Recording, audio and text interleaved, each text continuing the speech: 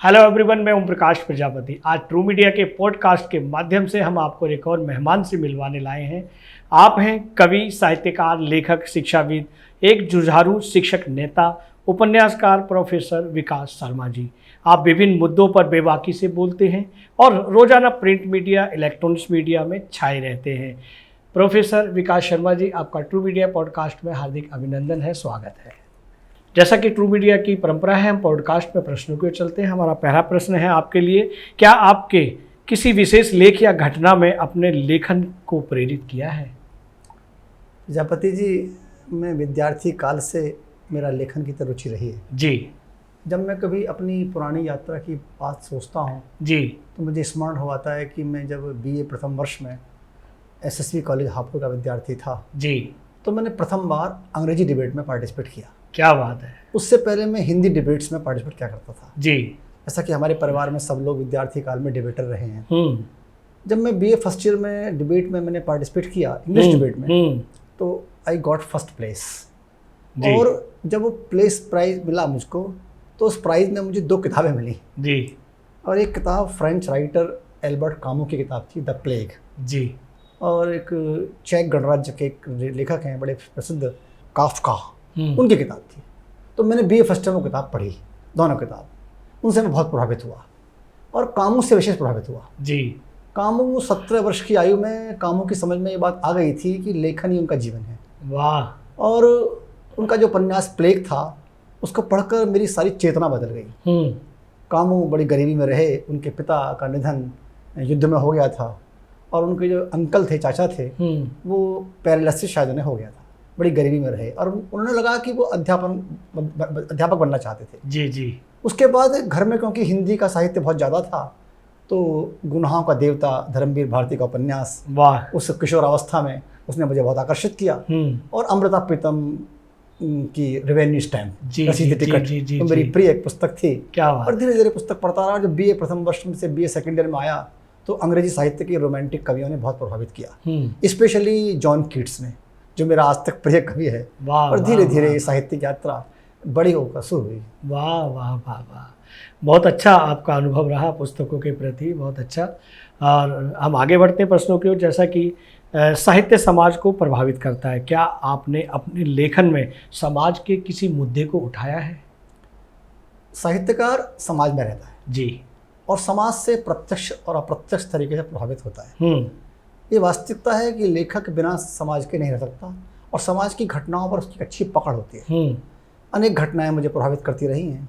विशेष रूप से जब थोड़े बड़े हुए, थोड़ी राजनीति समझ हुई, तो 1975 का जो आपातकाल था जी जी, उसने मुझे काफ़ी प्रभावित किया जी। प्रभावित इस सेंस में क्या, किस तरह विरोधी नेताओं को जेल में डाल दिया गया, प्रेस पर सेंसरशिप कर दी गई, और 77 में सब नेता बाहर आए, जनता पार्टी का उदय हुआ और मुरारजी देसाई प्रधानमंत्री बने। ये सब राजनीतिक घटनाएं मेरे दिमाग में हमेशा रही। तो मेरे उपन्यासों में आप इमरजेंसी का वर्णन पाते हैं, कभी कभी चाइना वार का पाते हैं। और अगर मैं विश्व की बात करूं तो रशियन रिवॉल्यूशन 1917 का, वॉल्सक रिवॉल्यूशन और फ्रेंच रिवॉल्यूशन पढ़कर मेरे लेखन में प्रभाव आया और मेरे उपन्यासों में आप ये सब। वाह वाह वाह वाह।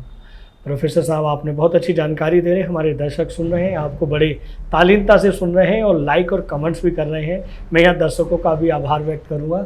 और हम आगे बढ़ते हैं कि क्या आप मानते हैं कि साहित्य में राजनीति विषय को शामिल करना चाहिए और क्यों करना चाहिए? साहित्यकार, मैंने अभी आपसे कहा कि बिना सामाजिक परिवेश के जी, बिना राजनीतिक परिवेश के आगे नहीं बढ़ सकता। बिल्कुल सही कहा। रशियन लेखक मैक्सिम गोर्की एक जगह लिखते हैं जी कि पाठक ये देखता है कि साहित्यकार राजनीति में आए, राजनीति के तथ्य, राजनीतिक मुद्दों पर बात करे जी जी जी। उदाहरण के लिए 1947 में जब देश आज़ाद हुआ तो भारत के विभाजन ने विश्व के सारे लेखकों को प्रभावित किया, विश्व के जी जी जी, न केवल भारत के। अगर हम हिंदी साहित्य की बात करें तो यशपाल का उपन्यास छोटा सच आया, भीष्म साहनी का उपन्यास तमस आया, खुशवंत सिंह का ढहली आया, करतार सिंह दुग्गल का नील एंड फ्लैश आया, पिंजर आया। ये सारे उपन्यास इस बात को इंगित करते हैं कि लेखक बिना उनके नहीं रह सकता, क्योंकि घटनाएं से प्रभावित करते हैं। और पार्टीशन ने, भारत के विभाजन ने भारत के उन बुद्धिजीवी लेखकों को इतना प्रभावित किया कि मुझे ऐसा लगता है कि उनकी आत्मा को चोट दी जब भारत विभाजन देखा। जी जी, निश्चित रूप से घटनाएं सबको प्रभावित करते रही हैं, मुझे भी प्रभावित करती हैं। वाह वाह वाह वाह वाह। वर्तमान में सांस्कृतिक परिवेश में आपको कौन से मुद्दे सबसे ज़्यादा महत्वपूर्ण लगते हैं और क्यों लगते हैं? सांस्कृतिक परिवेश की जब हम बात करते हैं जी। तो मुझे लगता है कि हम अपने युवाओं को अपनी राष्ट्रीय अस्मिता, राष्ट्रीय अखंडता और राष्ट्रीय मुद्दों पर जागृत करें। जी। जैसे हमारे जो प्राचीन ग्रंथ हैं, रामचरितमानस है, भगवद गीता है, इन सब का हमारे विद्यार्थी अध्ययन करें ताकि राष्ट्रवाद की प्रबल भावना वास्तव में जागृत हो। वाह वाह। मैं जिंगोइज्म की बात नहीं कर रहा, केवल आप वैसे ही बस राष्ट्र का गुणगान करें, मतलब राष्ट्र के बाद की बात तो करें पर आपके व्यवहार में राष्ट्रवाद ना हो। वाह वाह। और हमारे युवा जिस दिन ये जान जाएंगे कि हमें राष्ट्र के प्रति अपने कर्तव्यों को पूरा करना है, ये देश बहुत आगे बढ़ेगा। और लव दाऊ दाई लैंड, लव दाऊ दाई लैंड का जो कंसेप्ट है वो समझना होगा। वाह वाह। ये कहें कि राष्ट्रवाद में जीना होगा, जीना होगा, तभी केवल जिंगोइज्म नहीं। जी जी जी जी। कि बस केवल राष्ट्र की प्रशंसा करना, राष्ट्र के बारे में बात करना और व्यवहार में ऐसा न करना। जी जी। ये सब संभव हो पाएगा जो हमारे शिक्षक, हमारे नीति नियंता, हमारे राजनेता, हमारे चिंतक, हमारे कथावाचक, धार्मिक लोग वास्तव में अपने चरित्र में जैसा वो बोल रहे हैं वैसा हो, केवल बोले ना। वाकई वाकई, सिर्फ बोलने के लिए ना हो, उसमें खुद भी जिए और जो उनके श्रोता हैं उनको भी जीने के प्रयास करने के लिए कहें। जो महात्मा गांधी ने किया। जी। महात्मा गांधी ने जो बोला वो प्रैक्टिस में किया। वाकई वाकई वाकई। इसलिए गांधी आज राष्ट्रपिता हैं, सबके सम्माननीय हैं। वाह वाह वाह वाह। हम आगे बढ़ते हैं प्रोफेसर साहब। उपन्यास लेखन के दौरान आपको कौन सी सबसे बड़ी चुनौतियों का सामना करना पड़ा या कौन कौन सी चुनौतियां आपके सामने आई? ये भी देखिए, मैंने 2019-20 के आसपास मैंने उपन्यास लेखन शुरू किया। जी। उससे पहले मैं पुस्तकें लिखता था लेकिन उपन्यास नहीं लिखता था। सबसे बड़ी बात क्या है कि मैं जिस एज ग्रुप का आदमी हूँ जी, वो एज ग्रुप का व्यक्ति लिख किसके ले रहा है? Younger generation. जी जी जी। मेरा जो पाठक है वो 18 साल से लेकर 40 साल की उम्र तक का है। वाह। लेकिन जो आजकल एक नई जनरेशन जेड चल रही है जी जी, जो 1995 से लेकर 2010 तक पैदा हुई है, इसकी जो टर्मिनोलॉजी है, इसकी जो स्लैंग है, उसका मुझे ज्ञान नहीं था। क्योंकि मेरा अंग्रेजी का ज्ञान भी वो वाला था जो पुरानी अंग्रेजी, पुरानी हिंदी। तो मुझे ये समस्या आई, लेकिन मैंने इस समस्या के लिए अपने जो विद्यार्थी थे जो नई जनरेशन के हैं जी, उनकी मदद ली और अब भी ले रहा हूँ। और कई बार मैं जो जनरेशन की भाषा है, जो उनकी कॉलिक्वल है, इंग्लिश है, स्पोकन इंग्लिश है, और जो स्लैंग वो यूज़ करते हैं बातचीत में, सोशल मीडिया में, लिखने में, उसका मुझे कम ज्ञान है। लेकिन धीरे धीरे मेरा ज्ञान बढ़ रहा है क्योंकि मुझे क्या कहने विकास जी, आप भी जो है युवाओं के लिए युवा बन जाते हैं कि उसका ज्ञान नहीं। क्या कहने। हम आगे बढ़ते हैं कि आप कैसे देखते हैं कि साहित्य का विकास समय के साथ हुआ है? क्या आधुनिक साहित्य की कोई ऐसी विशेष पसंद है आपको? देखिए, क्योंकि आप हिंदी चैनल में एक साक्षात्कार दे रहा हूँ जी, तो मैं अंग्रेजी साहित्य की बात तो कम करूँगा। अगर हम हिंदी साहित्य की बात करें, हिंदी साहित्य आदिकाल से प्रारंभ होता हुआ और राजाओं की स्तुति और रीति काल में नारी के सौंदर्य का वर्णन, और फिर उसके बाद भक्ति काल में, उससे पहले रीति काल से भक्ति काल में भक्ति कालीन कविताएं, और जब आधुनिक काल में आते हैं तो भारत हरिश्चंद्र से लेकर द्वितीय युग से लेकर और छायावाद, प्रगतिवाद, प्रयोगवाद, अकविता, हालावाद, इससे होता हुआ साहित्य आगे बढ़ा। लेकिन आज का साहित्य वो है, दो तरह का साहित्य है, पहले भी चल रहा था, एक मंचीय साहित्य और एक प्रकाशित होने वाला साहित्य। जी जी। उदाहरण के लिए मंचीय कवि हैं और ये जो पत्रिकाओं में छप रहे हैं जी, तो साहित्यकार की जिम्मेदारी बढ़ गई है, पीढ़ी बदल रही है, समय बदल रहा है, बिल्कुल, और साहित्यकार कहीं ना कहीं उसको समझ रहा है। और हिंदी का साहित्य भी काफी समृद्ध है वाकई, और वो समय को समझ रहा है। जी जी, समय की नब्ज को समझ रहा है। बिल्कुल विकास जी, यहाँ एक प्रश्न और जहन में आया है, उसको भी मैं शेयर करना चाहूँगा कि हम पिछले 77 वर्षों से, लगभग 77 वर्षों से हिंदुस्तान में रहकर हिंदी भाषा का हिंदी दिवस मनाते हैं। एक पखवाड़ा चलता है जो पिछले महीने सितंबर में गया है। क्या हिंदुस्तान में रहकर हिंदुस्तान वासियों को हिंदी दिवस मनाना चाहिए? ये परंपरा हम कब तक ढोएंगे? देखिए, आपने बहुत ही अच्छा प्रश्न पूछा और मुझे इस प्रश्न की आपसे अपेक्षा नहीं थी लेकिन मैं इसका उत्तर दूंगा, मुझे आप समझ देंगे। जी जी। हिंदी हमारी राष्ट्रभाषा है जी, लेकिन क्या हुआ कि स्वतंत्रता के बाद इस देश का नेतृत्व एक ऐसे व्यक्ति के पास आया जो अंग्रेजी ना था। अगर यही दायित्व जो आज जिस व्यक्ति के पास आज है ये 1947 में आ जाता तो इस देश की संस्कृति, इस देश की भाषा का सम्मान बना रहता। वाह। मैं देखता हूँ कि आजकल के बच्चे, आजकल की जनरेशन से, हम जनरेशन जेड बोलते हैं जी, जी, जी, बड़े गर्व से कहती है हमें हिंदी नहीं आती, हमें हिंदी नहीं आती, I don't know Hindi, I don't understand Hindi, ये हिंदी क्या है? इस पर गर्व महसूस करती है। लेकिन एक ऐसा कहने में गर्व महसूस करती है युवा पीढ़ी। और वाकई वो ना तो हिंदी जानती है बहुत अच्छी, और ना बहुत अच्छी अंग्रेजी जानती है। जी जी। और एक हमारे अंग्रेजी में लिखा रुडयार्ड किपलिंग, उनकी कविता है व्हाइट मैन्स बर्डन। जी जी जी। व्हाइट मैन्स बर्डन वो कहते हैं कि ये जो भारतीय हैं ना, जो ईस्टर्न कंट्रीज के लोग हैं, ये तो ब्रूट्स हैं, असभ्य हैं, हमें तो इनको सिखाने के लिए भेजा गया है जी, और इनका तो सौभाग्य है कि हम आए हैं। हम, वो ऐसा कहता है। अभी देखिए हम कब तक ढोते रहेंगे। अमेरिका में ये हुआ कि अमेरिकन लिटरेचर वालों ने किया, उन्होंने कहा कि हम ब्रिटिश लिटरेचर नहीं पढ़ेंगे, हम अपना साहित्य विकसित करेंगे। मैं ये कहता हूँ कि आप अंग्रेजी सीखें, अंग्रेजी का ज्ञान प्राप्त करें, विषय के और रूप जब में। हम विषय ज्ञान प्राप्त करें, जी। भाषा ज्ञान प्राप्त करें, जी। लेकिन अंग्रेजी जानने के बाद अपनी मातृभाषा से प्रेम जारी रखें, वाकई वाह वाह। और अंग्रेजी को वेपन बनाएं जी, प्रगति के लिए। वाकई जैसे उदाहरण के लिए मैं अंग्रेजी का प्रोफेसर हूँ, अंग्रेजी में उपन्यास लिखता हूँ, तो अंग्रेजी में इसलिए उपन्यास लिख रहा हूँ ताकि मेरी बात बहुत लोगों तक पहुंच जाए, ज्यादा से ज्यादा लोगों तक पहुंच जाए। अदरवाइज मुझे प्रेम हिंदी से है। वाकई। मैं एक दिन अमीश त्रिपाठी को सुन रहा था, बहुत अच्छे लेखक हैं, हिंदी दिवस पर, वो भी ये कह रहे थे कि इस देश का दुर्भाग्य है कि हमारी जनरेशन, हमारी युवा पीढ़ी अंग्रेजी से ज़्यादा प्यार कर रही है, और हिंदी बोलने और हिंदी को समझने में, हिंदी को न पढ़ने में गर्व महसूस करती है। लेकिन विकास जी, एक और भी परंपरा में बदलाव आया है कि दिल्ली, हमारे देश के बाहर के जो देश हैं, अन्य देश हैं, वो हमारी गीता, हमारी संस्कृति को अपना रहे हैं, उसमें जी रहे हैं, और हम पश्चिमी सभ्यता की ओर जा रहे हैं। ये बदलाव आज से नहीं है, ये बदलाव बहुत पहले से है जी। मैं अंग्रेजी साहित्य का विद्यार्थी हूँ, अंग्रेजी पढ़ाता हूँ, तो मैं जानता हूँ किस तरह टॉमस कार्लाइल जी, अंग्रेजी के बहुत बड़े विक्टोरियन कवि हुए, उन्होंने गीता पढ़ी जी। और आपको जान के आश्चर्य होगा कि 20वीं शताब्दी में अंग्रेजी का एक बहुत बड़ा लेखक जो यूएसए में पैदा हुआ और यूके में रहा, लेखन कार्य किया, उसने भी संस्कृत साहित्य पढ़ा। वाह। उसने भी गीता पढ़ी, उसने उपनिषद पढ़े, उसने हमारे धर्म को पढ़ा, और अपनी प्रसिद्ध कविता द वेस्टलैंड में उसका प्रभाव साफ दिखाई देता है। तो ये तो पहले से होता रहा है कि विश्व पश्चिम के लोग हमारे साहित्य को पढ़ते रहे हैं, उसका सम्मान करते रहे हैं, उस ज्ञान से लाभ लेते रहे हैं, पर अपने देश के लोग ही अपने साहित्य को पढ़ने में, अपनी भाषा को पढ़ने में उन्हें हीनता महसूस होती है, शर्म महसूस होती है। घर का जोगी जोगना आन गांव का सिद्ध, जो पुरानी कहावत है हिंदी की। क्या बात है। फिर हम ये भी जानना चाहेंगे विकास जी कि आपके अनुसार युवाओं को किस किस तरह की किन किन किताबों को अवश्य पढ़ना चाहिए?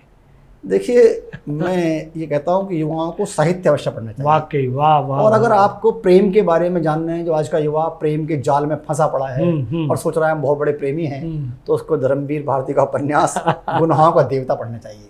और भारतीय संस्कृति के बारे में जानना है तो दिनकर की किताब संस्कृति के 4 अध्याय, अच्छा, उसे अवश्य पढ़नी चाहिए। वाह वाह वाह। और अगर दर्शन जानना है तो कामू और काफका जी, एक फ्रेंच राइटर है और एक चेक गणराज्य का राइटर है, इन्हें जरूर पढ़ना चाहिए, तभी वो कुछ समझ पाएगा। विकास जी, हम आगे बढ़ते हैं, ये भी जानना चाहेंगे कि आप छात्रों के बीच में ज़्यादातर समय बिताते हैं और छात्र नेता भी हैं, और ये आपको क्या लगता है कि जो हमारे युवा छात्र हैं उनके भीतर साहित्यिक रुचि कम हुई है? मैं छात्र नेता रहा हूँ, अब मैं शिक्षक नेता हूँ। हाँ, शिक्षक नेता भी हैं, छात्रों के आसपास इर्द गिर्द रहते हैं, ज़्यादातर छात्र आपसे जुड़े रहते हैं। देखिए, मैं 94 से जी डिग्री कॉलेज विश्वविद्यालय शिक्षण कार्य में हूँ जी, और साहित्य का प्राध्यापक हूँ और साहित्य का विद्यार्थी हूँ। निश्चित रूप से ह्रास हुआ है जी, साहित्य में रुचि विकसित नहीं हो पा रही है। उसके पीछे कारण है, मोबाइल का जमाना है, डिजिटल टेक्नोलॉजी का जमाना है, इंस्टाग्राम, फेसबुक, समय 24 घंटे है। आप उस 24 घंटे में जब समय बहुत कामों में लगा देंगे तो निश्चित रूप से आप साहित्य कब पढ़ेंगे। दूसरी बात, जीवन मूल्यों में ह्रास हुआ है, तो साहित्य लोगों को बहुत ज़्यादा आकर्षित नहीं करता है। मैं देखता हूँ जब मैं क्लास में जाता हूँ विश्वविद्यालय में, तो बच्चे जो अंग्रेजी कवियों की किताबें हैं उन्हें लेकर नहीं आते, टेक्स्ट बुक लेकर नहीं आते, वो मोबाइल से कविताएं पढ़ते हैं। मतलब अगर हम कोई पोएम पढ़ा रहे हैं वर्ड्सवर्थ की, जॉन कीट्स की, शैले की, वेस्टलैंड पढ़ा रहे हैं, इलियट का, तो वो मोबाइल में देख रहे होते हैं, किताब नहीं लाते। बुक्स के प्रति प्रेम नहीं, नोटबुक से प्रेम नहीं है, नोटबुक से, सॉरी, टेक्स्ट बुक से प्रेम, टेक्स्ट बुक से, जब टेक्स्ट बुक ही नहीं पढ़ेंगे तो निश्चित रूप से जी जी जी वाकई। हम ये भी जानना चाहेंगे विकास जी कि एक प्राध्यापक के रूप में आप अपने छात्रों में साहित्य के प्रति रुचि कैसे बढ़ाते हैं?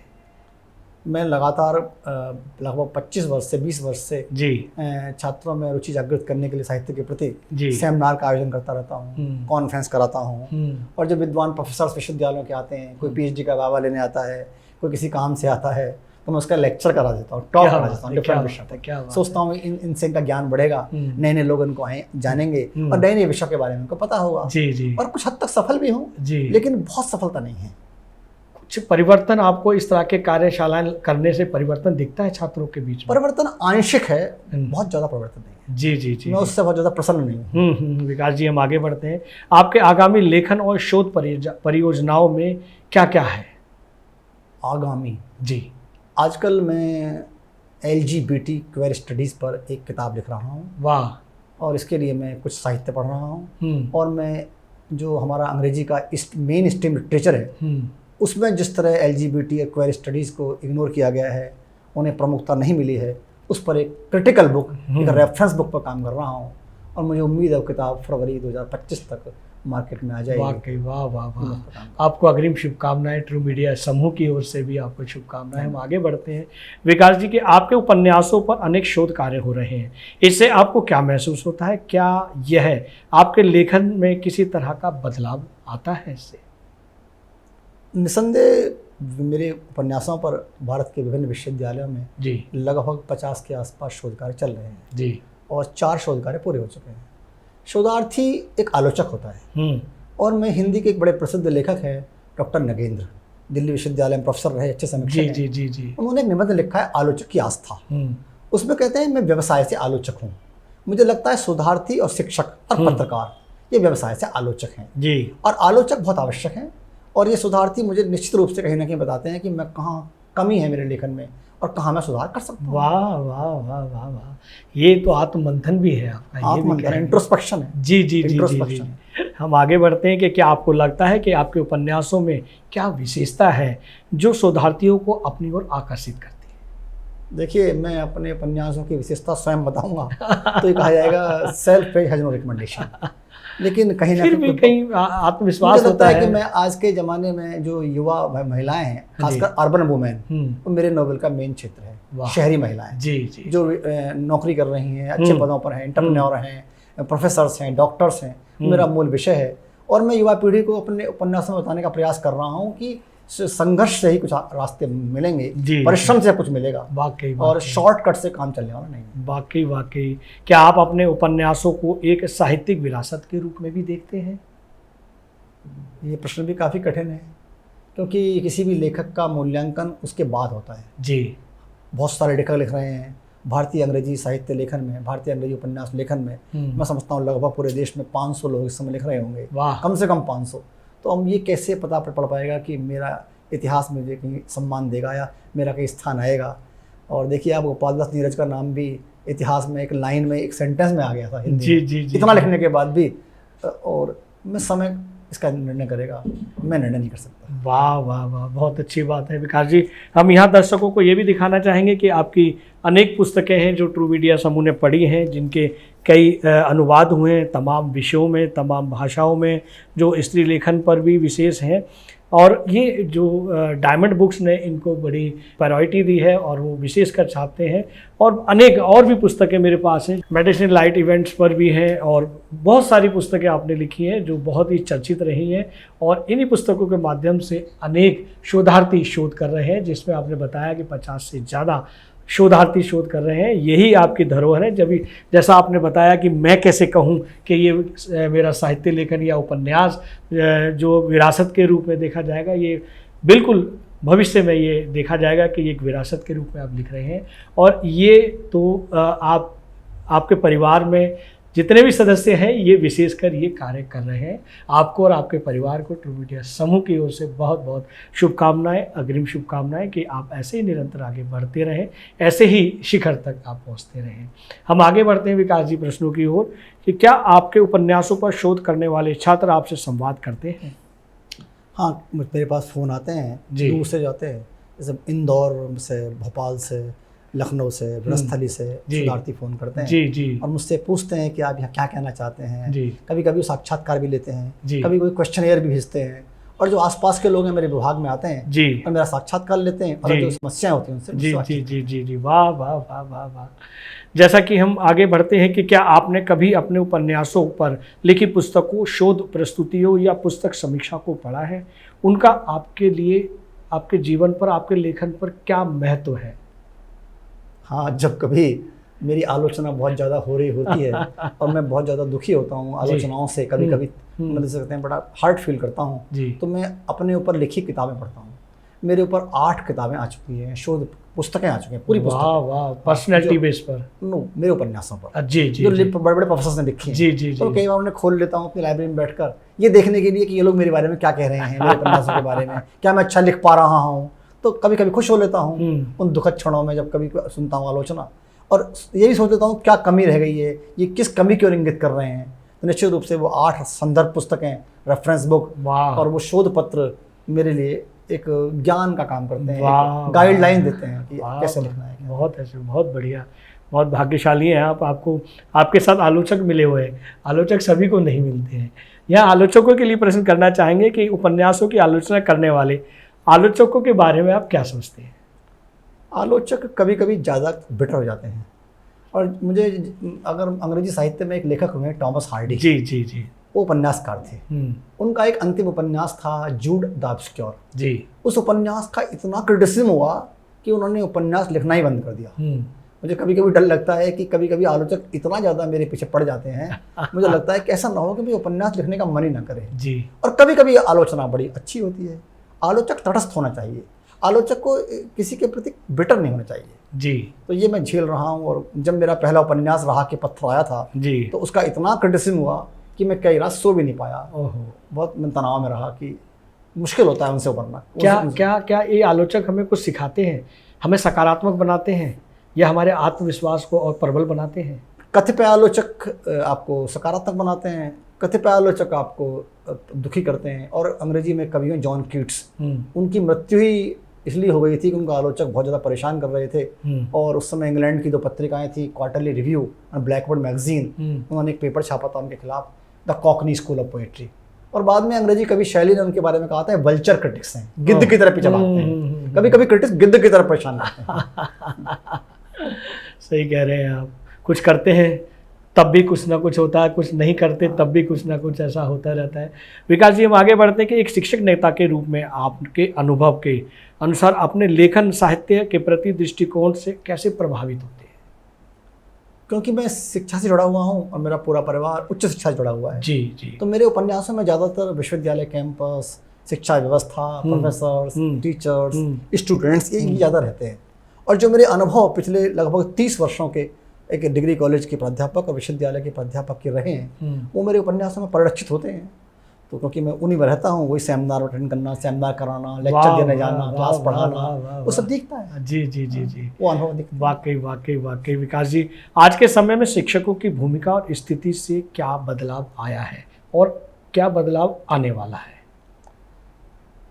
शिक्षकों की भूमिका में बदलाव तो आया है, और परंतु जो टेक्नोलॉजी के ज़माने में शिक्षकों की महत्ता कम हुई है। जी, अब जो ऑनलाइन पढ़ना और डिफरेंट चैनल से पढ़ना, यूट्यूब से पढ़ना, ये कम होती जा रही है। लेकिन शिक्षक अपना काम बहुत अच्छा कर रहे हैं, और शिक्षक ही इस राष्ट्र का निर्माण कर सकते हैं। और आने वाला कल इन युवाओं का है, और इन युवाओं को ऊपर तक पहुंचाना, उच्च पद तक पहुंचाना, इन्हें श्रेष्ठ बनाना, इन्हें ज्ञानी बनाना, इस शिक्षकों का कार्य है। वाह वाह, शिक्षक कर रहे हैं इस काम को बड़े बखूबी अच्छा काम। वाकई वाकई वाकई। आप शिक्षा प्रणाली के सुधार के लिए किन कदमों का समर्थन करते हैं? क्या आपके उपन्यासों में इन मुद्दों का कोई प्रतिबिंब है? देखिए, अभी राष्ट्रीय शिक्षा नीति 2020 आई है, वो निसंदेह बहुत अच्छी है, लेकिन उसके क्रियान्वयन, उसके इम्प्लीमेंटेशन की ज़रूरत बहुत ज़्यादा है। जो इस बात की बात करती है कि हम भाषाई ज्ञान रहें, अपनी मातृभाषा जानें, रीजनल लैंग्वेज जानें, सांस्कृतिक जो हमारा कल्चर इथोज है उसको जानें, अपनी विरासत को जानें, इस पर वो जोर दे रही है। अगर ये वास्तव में ज़मीन पर हो पाया, वास्तविकता में हो पाया, तो निश्चित रूप से शिक्षा में आमूल चूल परिवर्तन होंगे, अगर हो पाया। वाह वाह वाह वाह वाह। एक शिक्षक नेता होने के नाते क्या आपने किसी राजनीतिक या सामाजिक आंदोलन में भाग लिया है? इससे आपके दृष्टिकोण पर क्या प्रभाव पड़ा है?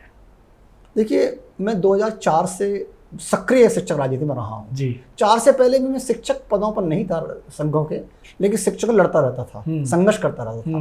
मेरे शिक्षकों के अनुभवों ने फायदा हुआ है कि मुझको समाज की समझ हुई है, और ये अनुभव मेरे उपन्यासों में आपको दिखाई देंगे, जहाँ मैं विश्वविद्यालयों की कार्यप्रणाली, महाविद्यालयों की कार्यप्रणाली, प्रबंध समितियों के बारे में, छात्र शिक्षक संबंधों के बारे में आप उपन्यासों में देखेंगे। वाह वाह, एक शिक्षक नेता होने के नाते जब आप इससे जुड़े रहे, आप जूझते रहे, उस समय आपको क्या कोई नुकसान भी झेलना पड़ा?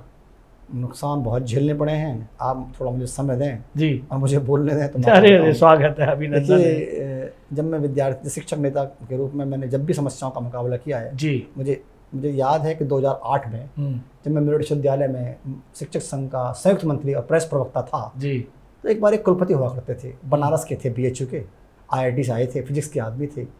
उन्होंने गर्मियों की छुट्टियां टीचर्स की कम कर दी। उन छुट्टियों के लिए हमारे शिक्षक संघ के लोग सब लोग उनसे मिलने गए और उन्होंने एक समय दे रखा था, इस तारीख को मिलना है, और वो उस समय पर नहीं मिले।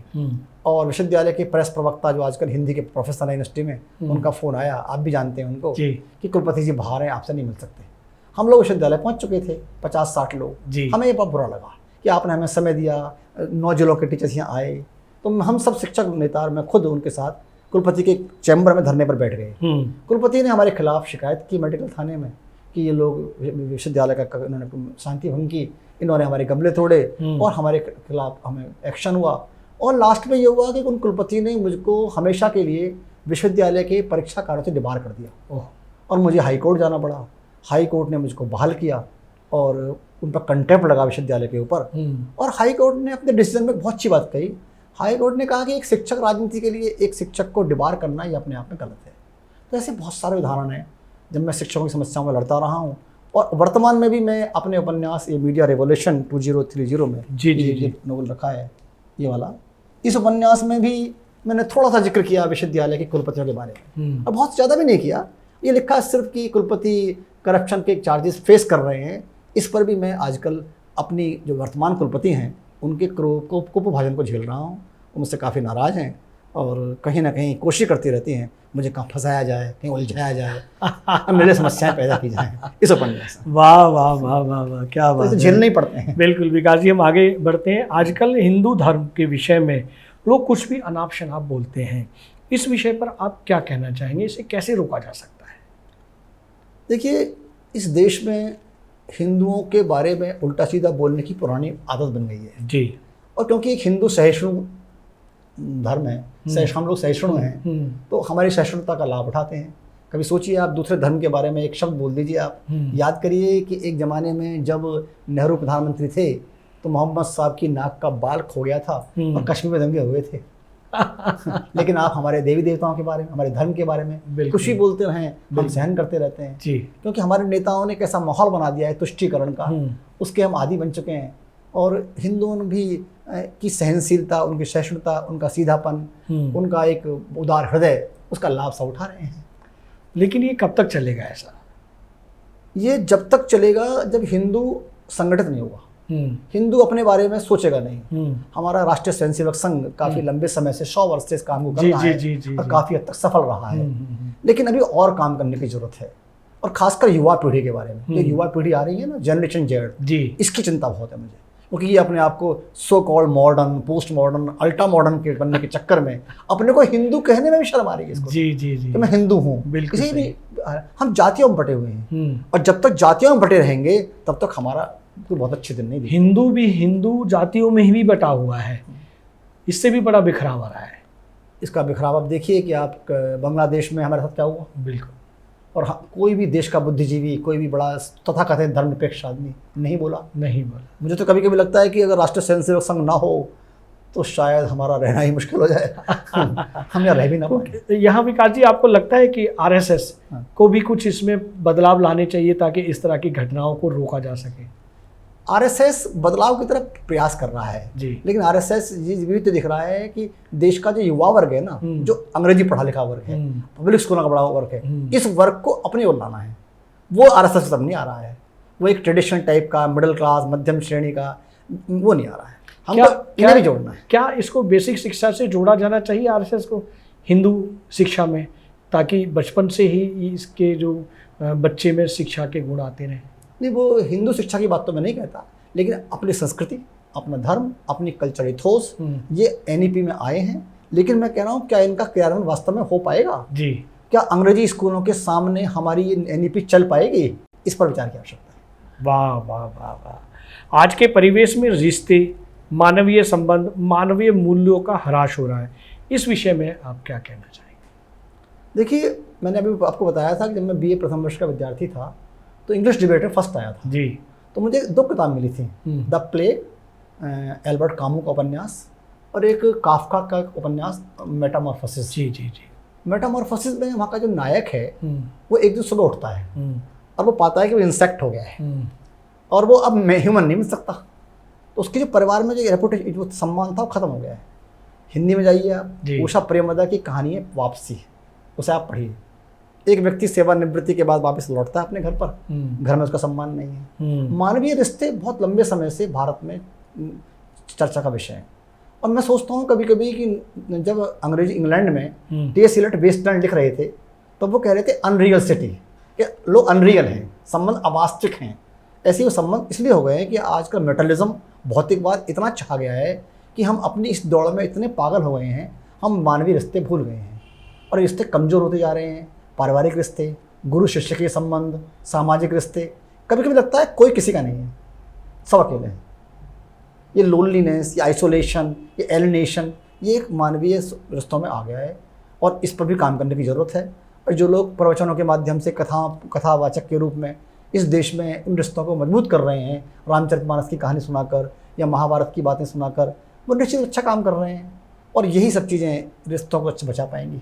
विकास जी, आज की युवा पीढ़ी जो है शिक्षित है, अच्छा कमा रही है, उसको वो अपने रिश्ते, जो पति पत्नी के रिश्ते हैं, वो खुद ही जोड़ रहे हैं। उन्हें परिवार की ज़रूरत नहीं है, उन्हें सामूहिक रहने की आवश्यकता है। एकल परिवार में पति पत्नी बनकर रहते हैं, लेकिन लगभग कुछ महीनों बाद ही वो उस रिश्ते को ख़त्म करने के लिए न्यायालय की ओर कदम बढ़ा लेते हैं।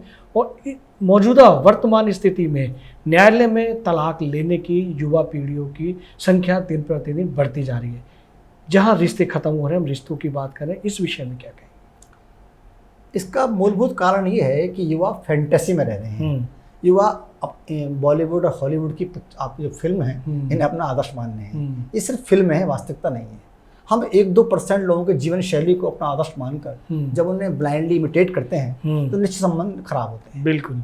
और इसलिए मेरे एक उपन्यास है 498 है। जी जी। आपके आप नीचे रखा, बिल्कुल रेड कलर का, ये देखिए आप, ये उपन्यास आप दिखाइए इसको, 498 है जी। ये उपन्यास मैंने लिखा है। इसमें किस तरह भारतीय महिलाएं, कुछ महिलाएं अपना परिवार बिगाड़ रही हैं और जब उनके झगड़े होते हैं और उनकी नहीं आप संबंध अच्छे हो पाते, कोऑर्डिनेशन हो पाता हस्बैंड वाइफ में, तो वो 498 का मिसयूज करती हैं, पूरा परिवार जेल में चला जाता है। जी। और मैंने इस उपन्यास में बताने का प्रयास किया है कि सामान्य बातों पर अपने रिश्तों को बिगाड़ना नहीं चाहिए और विवाह नामक संस्था का सम्मान होना चाहिए और ये संस्था निश्चित रूप से सर्वोच्च है। वाह वाह वाह, बहुत अच्छे से सरल तरीके से आपने हमारे दर्शकों को इन विषयों के बारे में बताया ताकि रिश्तों को कैसे मजबूत किया जाए। आपने बताया भी, साथ में एक पुस्तक भी आपने लिखी है जिससे रिश्तों को काफ़ी क्लोज किया जा सकता है, तोड़ने से बचाया जा सकता है। विकास जी, हम आगे चलते हैं। जातिगत जनगणना बहुत ही गर्म मुद्दा है वर्तमान में, आपकी इस पर क्या राय है? जातिगत जनगणना के बारे में मेरा कहना ये है, जो बहुत ही सामान्य सी बात है कि जाति इस देश की एक कटु वास्तविकता है। हम हर समय जाति की बात करते हैं। जब आप विश्वविद्यालयों में, महाविद्यालयों में एडमिशन लेते हैं, कहीं जाते हैं, जाति कॉलम होता है। बिल्कुल। हम इससे अभी उबर नहीं पाएंगे जी। मैं अभी कह रहा था, हिंदू समाज इसलिए संगठित नहीं है, हम जातियों में बटे हुए हैं। ठीक है। दूसरी महत्वपूर्ण बात, जाति इस देश के नेताओं ने भी इसका जो कंसेप्ट है, अवधारणा बिगाड़ी है, वोट बैंक के लिए जी। जैसे आजकल भारत की 2 बड़ी पार्टी हैं, भारतीय राष्ट्रीय कांग्रेस और भारतीय जनता पार्टी, दोनों की दोनों इस विषय में बातचीत कर रही हैं। और मैंने एक पॉडकास्ट में कहा था कि भारत के प्रथम प्रधानमंत्री पंडित जवाहरलाल नेहरू ने ये कहा था कि जातिवाद बुरी चीज़ है। ये उन्होंने पार्लियामेंट में कहा। उसके बाद इंदिरा गांधी ने 1983 में 84 में उनकी डेथ हो गई थी, उनका एसेसिनेशन हो गया था। तो उन्होंने कहा था कि हम जातिवाद को स्वीकार नहीं करते, लाल किला पर। राजीव गांधी ने भी कहा। लेकिन मुझे तो बड़ा दुख होता है कि उनके ही परिवार के राहुल गांधी जाति के जनगणना की बात कर रहे हैं। ये सब राजनीति का खेल है। हम लोगों को जातियों बांटते रहेंगे, समाज टूटता रहेगा। समाज पहले बहुत टूटा हुआ है, बिल्कुल। और इससे हिंदू संगठित कभी नहीं हो पाएगा अगर हम जातियों में बढ़ते रहे। नंबर 1। नंबर 2, ये क्षेत्रीय पार्टियां जो जातिवाद पर ही चल रही हैं, ये भी इससे प्रश्रय दे रही हैं। वाह वाह वाह वाह वाह, इसलिए ये नहीं होनी चाहिए। बिल्कुल सही कहा आपने विकास जी। हम आगे बढ़ते हैं, वन नेशन वन इलेक्शन के विषय में भी आप क्या कहेंगे? वन नेशन वन इलेक्शन जी। ये बहुत मुद्दा है, और इसके बारे में मैं ये कहना चाहूँगा कि ये कोई नई बात नहीं है। 1952 में भारत में पहली बार आम चुनाव हुए, और 52, 57, 62 और 67 तक इस देश में वन नेशन वन इलेक्शन रहा। चुनाव साथ साथ होते रहे, लोकसभा के और राज्य के विधानसभा के। 67 के बाद कुछ विधानसभा में गड़बड़ हुई। ये बहुत आवश्यक है, क्यों जी? इससे समय बचेगा जी, हमारा धन बचेगा, आर्थिक, और पूरे इलेक्शन साल भर होते रहते हैं, आचार संहिता लगी रहती है, सरकारी काम रुके रहते हैं, प्रोजेक्ट रुके रहते हैं। अगर सरकार ये चाह रही है तो समस्त विपक्षी पार्टियों को इसका सहयोग करना चाहिए, और ये नियम लागू होना चाहिए। वाह वाह वाह वाह विकास जी। हम आगे बढ़ते हैं, हम थोड़ा राष्ट्रीय से अब अंतर्राष्ट्रीय की ओर चलते हैं। भारत पाकिस्तान चीन के संबंधों में आपके क्या विचार हैं? देखिए, भारत पाकिस्तान का तो हमारा पुराना एक ऐसा मामला बिगड़ चुका है जी, वो मुझे सुधरता नहीं दिख रहा। पाकिस्तान मुझे बिगड़ा हुआ बच्चा लगता है, इसको कितना भी समझा लो मानेगा नहीं। और 1947 में जब हम स्वतंत्र हुए पार्टीशन के बाद, तो कबाली आक्रमण हुआ जी। उसके बाद 65 में हमें आक्रमण झेलना पड़ा, शास्त्री जी प्रधानमंत्री थे और हमने मुकाबला किया। उसके बाद 71 में इंदिरा गांधी ने पाकिस्तान को इलाज किया। उसके बाद 99 में अटल बिहारी वाजपेयी ने कारगिल युद्ध लड़ना पड़ा जी। और आतंकवाद हम लगातार लड़ते रहे जी। वो तो हमारा सौभाग्य है, इस समय देश का प्रधानमंत्री एक ऐसा मजबूत आदमी है जिसके डंडे में जान है और लोग डरते हैं उससे, थोड़े बचे हुए हैं जी जी जी। अब बचे चाइना की जी। चाइना में अभी कल परसों प्रधानमंत्री जी वहाँ थे ब्रिक्स सम्मेलन में जी, और चाइना के प्रधानमंत्री से मिलना है उनको। तो चाइना भी विश्वसनीय चीज़ नहीं है। आप याद करिए कि हिंदी चीनी भाई भाई के नाम पर किस तरह चाइना ने हमको विश्वासघात किया, और 62 में हम चाइना के हाथ हारे। हम नहीं हारे, हमारे कवियों ने कहा हम नहीं हारे, हमारे नेता हारे, हमारे सैनिक नहीं हारे थे। वाह वाकई, और हमारा लेके मनोबल टूट चुका था। इसलिए चाइना से आप बात तो करिए, विश्वास मत करिए, वो विश्वास लायक मित्र नहीं है। चाइना और पाकिस्तान ये मित्र नहीं है, इनसे बातचीत करिए अलर्ट होकर, सावधान होकर। विकास जी, हम आगे चलते हैं। यूक्रेन और रूस युद्ध पर आपका नवीनतम उपन्यास लव एंड ईगो आया है। आपने इस उपन्यास में इस दुनिया को क्या संदेश दिया है? देखिए, यूक्रेन रशिया पर मेरा ये नया उपन्यास जो आया है लव एंड ईगो, जिस उपन्यास में मैंने जेलेंस्की और पुतिन के जो ईगो है वो दिखाई है। वो वैसे तो प्रेसिडेंट हैं, पर तब मैंने उनको दिखाया प्राइम मिनिस्टर जी जी, पोस्ट बदल दी जी जी जी। और मैंने इस तरह दिखाया है किस तरह रशिया से यूक्रेन अलग हुआ 91 में जी, और लेनिन के ज़माने में अलग हुआ, और लेनिन यूक्रेन को वापस लेकर आए थे। इस सबको दिखाया है जी जी। और ये दिखाया है कि युद्ध की समस्या का समाधान नहीं है और शांति बहुत आवश्यक है। और हम लोग पहले से ही भारत वाले विश्व शांति के पक्षधर रहे हैं। तो हमारे सब लेखक, हमारे संत महात्मा सुधारक शांति की बात करते रहे हैं जी। हम गुटनिरपेक्ष देश कहलाएं हमेशा, और नेहरू से लेकर आज तक हम गुटबाजी दूर रहे हैं। आज हम यूक्रेन के भी दोस्त हैं, हम रशिया के भी दोस्त हैं, हम इजराइल के भी दोस्त हैं, हम फिलिस्तीन को सपोर्ट करते हैं कुछ मुद्दों पर। ये हमारी एक तटस्थता की नीति है, और इसकी वजह से हम आज भारत विश्व में मध्यस्थता करने की पोजीशन में हैं कि हमारे प्रधानमंत्री इस मध्यस्थता की स्थिति में हैं जी जी जी जी, तो किसी गुट में नहीं है। वाकई वाकई विकास जी, अब हम जो है अपने देश में और अपने घर वापस आते हैं, हम घर की बात करते हैं। आपके सबसे छोटे भाई कुमार विश्वास की जो लोकप्रियता है बहुत ज़्यादा है, और अच्छी बात है। हमारे देश के नौजवान हैं, युवा हैं, और देश के बच्चे हैं, हमारे देश के लिए गौरव की बात है। वो है कुमार विश्वास जी, और अपने परिवार में सबसे छोटे हैं। और छोटे होने के नाते जब आप उनके बड़े भाई या पिता या बड़े चाचा ताऊ कहीं खड़े होते हैं या किसी पारिवारिक विवाह में या पारिवारिक उत्सव में जाते हैं, उस समय जब वो होते हैं और उनके बड़े भाई या रिश्ते में जो बड़े होते हैं उनके अदब के लिए वो भी खड़े रहते हैं, क्योंकि एक संस्कार उनके भीतर है, आपके पूरे परिवार के भीतर है। तो इस विषय पे आप क्या कहना चाहेंगे कि आपके छोटे भाई बड़ों का अदब करते हैं, चाचा ताऊ का अदब करते हैं, अपने बड़ों का अदब करते हैं? इस विषय पे आप अपने परिवार की पूरे परिवार में कैसे कैसे आप संस्कार को जीते हैं, उस विषय में हमारे दर्शकों।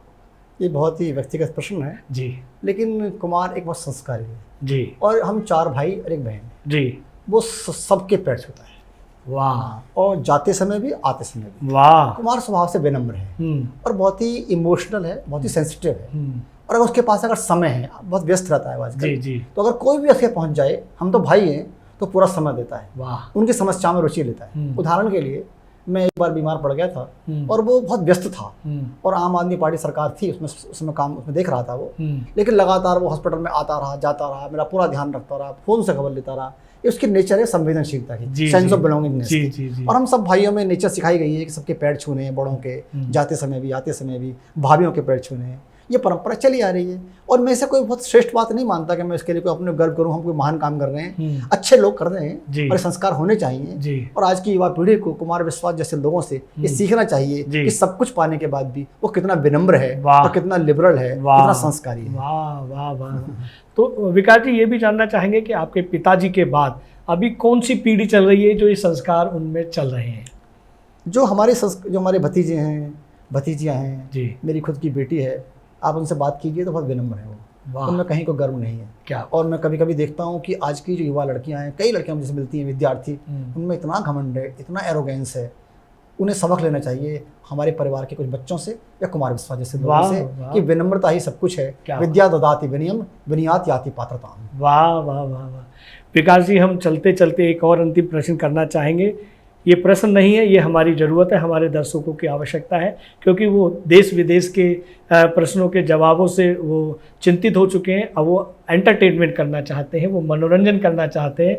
हम चाहते हैं कि आप चलते चलते जाते जाते उन्हें अपनी एक कविता उन्हें सुनाएं ताकि वो मनोरंजन भी कर सकें। आप देखिए, मैं कोई कवि अभी नहीं हूँ जी, और ना मैं इस बात का दावा करता कि मैं कवि हूँ, क्योंकि मेरे परिवार में एक बहुत बड़ा कवि है अंतर्राष्ट्रीय स्तर का। जी तो स्वयं को मैं कवि नहीं मानता। जी जी जी। और कविता लिखना एक ज़्यादातर प्रोफेसर का, साहित्यकारों का जी जी चस्का होता है। जी जी जी। लिखता मैं उपन्यासी हूँ, मेरी एक पहचान उपन्यासकार के रूप में, लेखक के रूप में है। जी जी जी। फिर भी एक छोटी सी कविता सुना देता हूँ। जी जी, स्वागत है आपका। नहीं आता मुझे संतरणाओं में जीना, नहीं आता मुझे। वाह। संतरणाओं में जीना नहीं आता मुझे। वाह। तालिबानी व्यवस्था को सहन करना नहीं आता मुझे। संतरणाओं में जीना नहीं आता मुझे। तालिबानी व्यवस्था को सहन करना नहीं आता मुझे। चाटुकारिता को प्रणाम करना नहीं आता मुझे। वाह। चाटुकारिता को प्रणाम करना नहीं आता मुझे। विसंगतियों को नमन करना नहीं आता मुझे। वाह, क्या कहने। वेदनाओं को बढ़ाना नहीं आता मुझे। दुर्बलताओं को नियति मानना नहीं आता मुझे। वाह। दुर्बलताओं को नियति मानना नहीं आता मुझे और दीनहीनों की तरह जीना नहीं आता मुझे। क्या बात है। दीनहीनों की तरह जीना नहीं आता मुझे। व्यवस्था की मनमानी को सलाम करना नहीं आता मुझे। व्यवस्था की मनमानी को सलाम करना नहीं आता मुझे। और अंतिम पंक्ति है, चारणों की पंक्ति में खड़ा होना नहीं आता मुझे। चारणों की पंक्ति में नहीं आना आता मुझे। और एक 4 लाइन की छोटी सी कविता, जरूर प्रेम की कविता है। जी जी जी। मैंने अनगिनत यत्न किए, मैंने अनगिनत यत्न किए तुम्हें विस्मृति के गर्त में डालने। मैंने अनगिनत यत्न किए तुम्हें विस्मृति के गर्त में डालने के, किंतु स्मृति को स्वीकार नहीं, किंतु स्मृति को स्वीकार नहीं, कृतघ्न विस्मृति का कुसंग। किंतु स्मृति को स्वीकार नहीं, कृतघ्न विस्मृति का कुसंग। मानविकरण अलंकार। वाह वाह वाह, क्या कहने, क्या कहने। दोस्तों, आप देख रहे हैं प्रोफेसर विकास शर्मा जी को, जिन्होंने तमाम देश विदेश घर परिवार की चर्चाओं से आपको रूबरू कराया। और दोस्तों, ये भी बताना चाहेंगे कि ये ट्रू मीडिया पॉडकास्ट पहला तो है, ये अंतिम नहीं है। हम आपसे जुड़े रहेंगे और प्रोफेसर साहब से जुड़ते रहेंगे। और प्रोफेसर साहब, आपने ट्रू मीडिया के पॉडकास्ट के लिए इतना बेशकीमती समय दिया, उसके लिए बहुत बहुत धन्यवाद, बहुत बहुत आभार। वीडियो YouTube पर देख रहे हैं तो हमारे चैनल को सब्सक्राइब करें और बेल आइकन को दबाना ना भूलें। अगर आप Facebook पर यह वीडियो देख रहे हैं तो हमारे पेज को लाइक करें।